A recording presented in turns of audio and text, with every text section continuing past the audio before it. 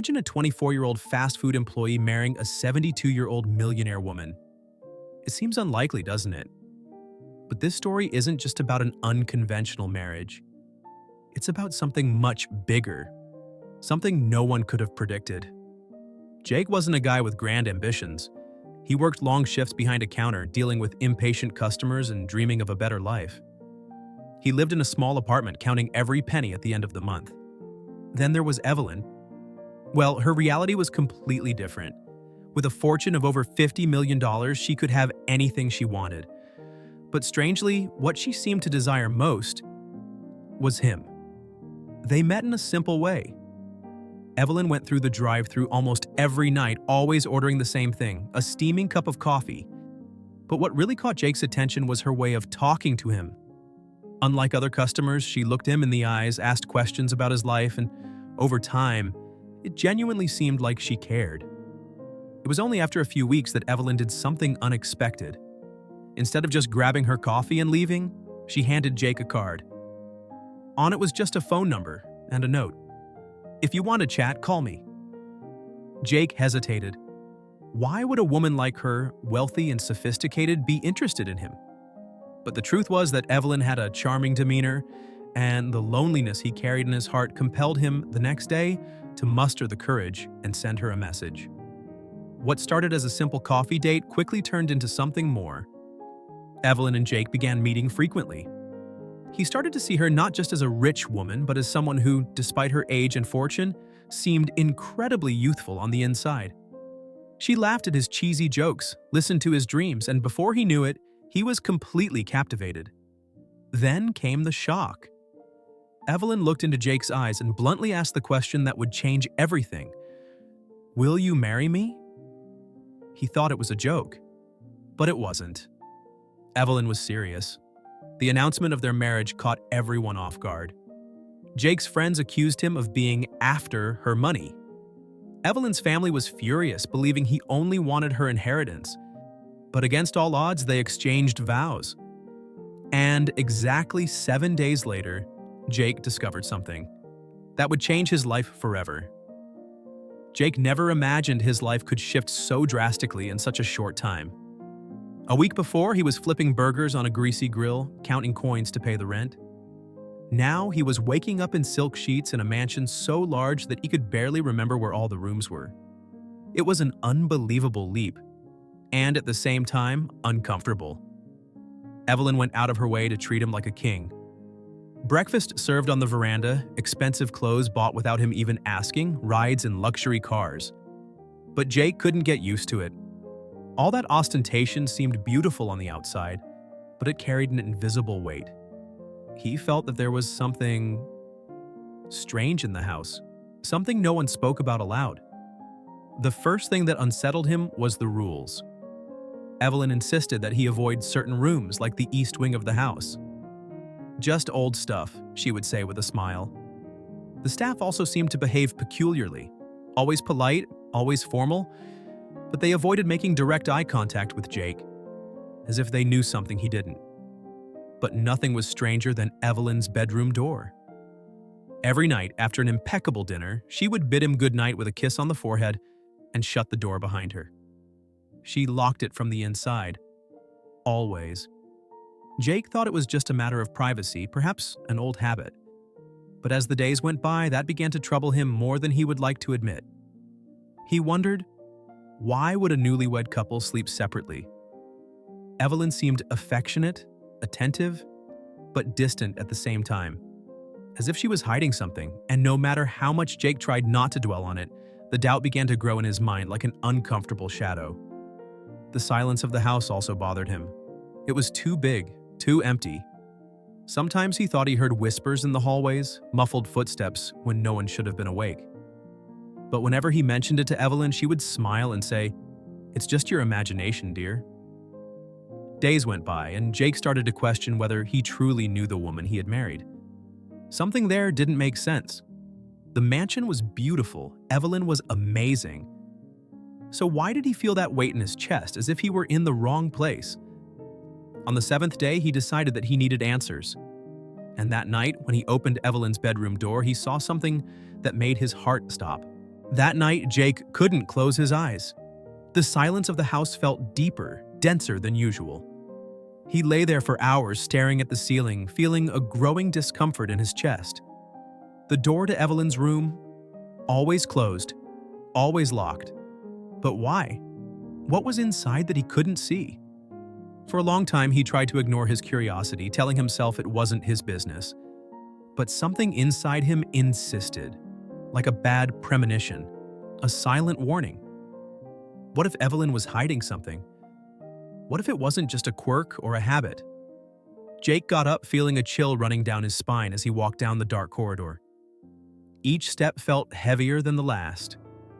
When he reached Evelyn's bedroom door, he paused. He took a deep breath. He turned the doorknob. The door opened. His heart raced.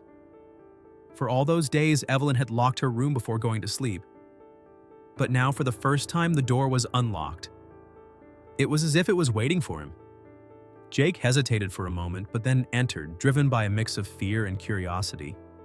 The room was spacious, luxurious, but different from what he imagined. There was nothing extravagant, nothing showy, just a well-organized, almost impersonal space. What really caught his attention was in the corner of the room, a large, ancient safe with a heavy lock. And beside it, on a dark wooden desk, a stack of letters. Jake approached, feeling a chill at the back of his neck. The letters looked old, some yellowed with age. He picked one up, carefully opened it, and began to read. But as his eyes scanned the first lines, his stomach twisted. The letter was addressed to Evelyn, but the sender was a man named Richard. And the date written at the top? Something that made Jake's blood run cold. 1983. Jake felt a shiver running down his spine. The letter he held trembled in his hands. The handwriting was delicate, penned carefully as if each word carried a heavy weight. But what really made his heart race was the name signed at the end. Richard.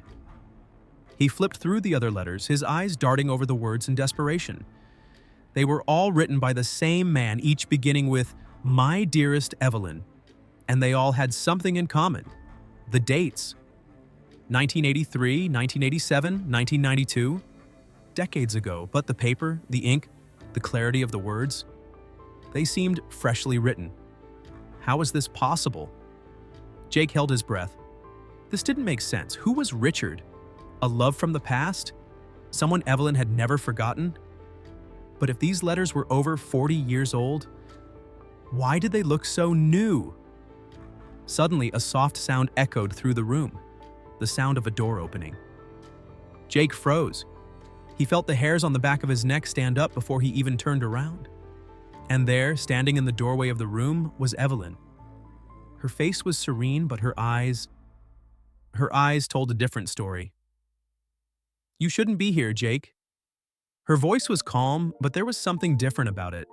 A cold, distant tone, as if she were disappointed or worried. Jake tightened his grip on one of the letters, trying to find words. But before he could say anything, Evelyn stepped forward, took a deep breath, and said something that turned his world upside down.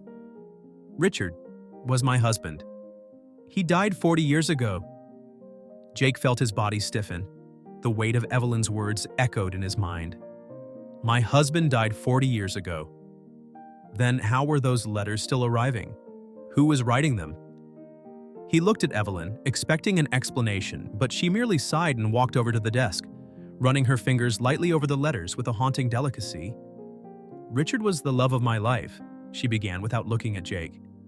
"We married young, built this house together. But one day, he simply disappeared." Jake furrowed his brow. "Disappeared?" "They never found his body," Evelyn continued. "He left for work and never came back. The police searched for months, years, but nothing, no clues.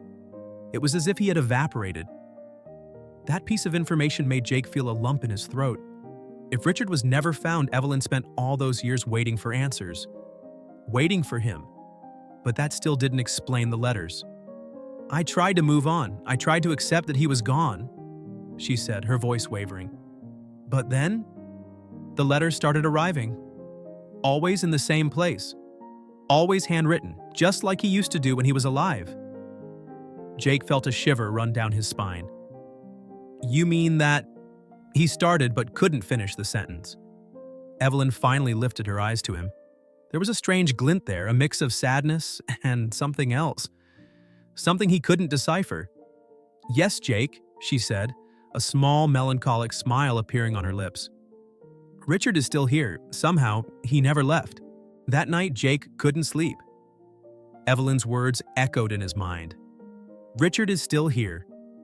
He tried to convince himself that it was just a coincidence, some kind of trick played by fate. But deep down, something inside him whispered that it wasn't that simple.